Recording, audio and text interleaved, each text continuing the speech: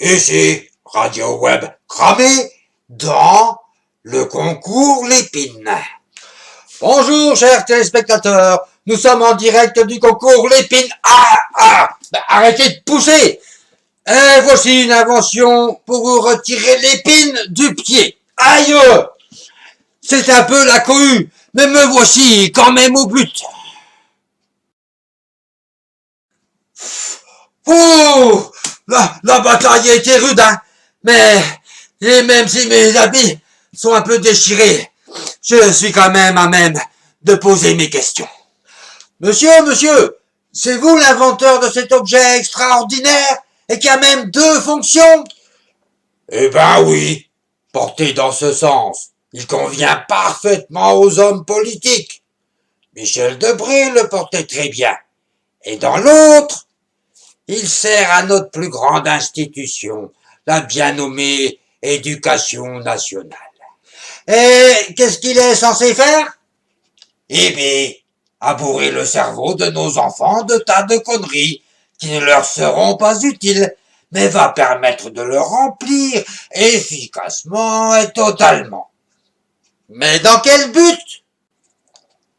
Eh ben, d'empêcher la logique de rentrer à l'intérieur. Voyons, il faut quand même qu'ils soient plus bêtes que nos élus, sinon ils vont prendre leur place.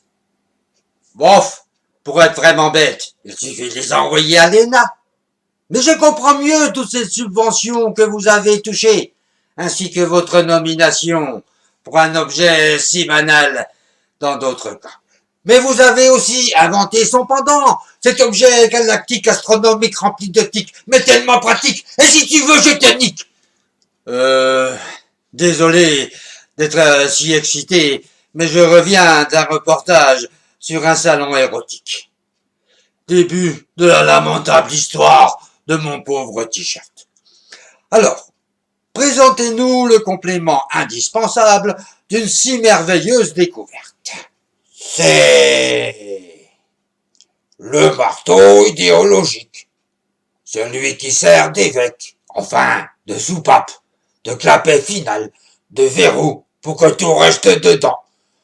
Bon, on lui donne le nom de bac, enfin le bac, quoi. Examen très souple et adaptable, puisque son niveau baisse aussi vite que celui des élèves. Oui, je sais, c'est une des grandes réussites inventées par l'éducation nationale. Malgré une grande baisse dans le recrutement des profs, des programmes jamais finis car trop d'absentéisme, et une baisse constante du niveau des élèves, cet examen ne s'est jamais si bien porté, comme son taux de réussite. Malheureusement, ce n'est pas moi qui l'ai inventé, sinon je serais chevalier de la Légion d'honneur. Mais enfin, personne n'a l'air de comprendre qu'un examen réussi par autant de personnes lui fait perdre toute sa valeur, et qu'ensuite, quand ils vont remplir l'inscription à Pôle emploi, celle-ci sera truffée d'erreurs. Mais ça permet à tous ces jeunes d'entrer à l'université. 46% sont en échec et quittent l'université dès la première année. C'est pas grave, ce sont les contribuables qui paient. Et pourtant, ce serait une belle source d'économie pour ceux qui ne pensent qu'à taper sur les familles. Et même un service à rendre à tous ces jeunes à qui l'on donne de faux espoirs.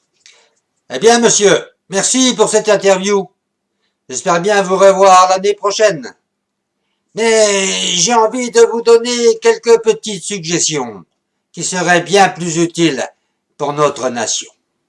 Et pourquoi ne pas travailler sur une sulfateuse contre toute cette clique de politiciens véreuses, d'une bombe à neutrons qui ne désintégrerait que les cons, d'une prise de combat pour détruire ceux qui sortent de l'ENA, d'un hautbois servant à détruire la langue de bois, d'une baguette magique qui ouvre les yeux de nos politiques, d'un peu de logique qui nous sorte de ce marasme économique, de ressortir les ouvrages de nos libéraux, juste pour nous remettre à niveau, ou tout simplement d'un oligo-élément, rétablissant l'équilibre entre les deux parties de notre cerveau.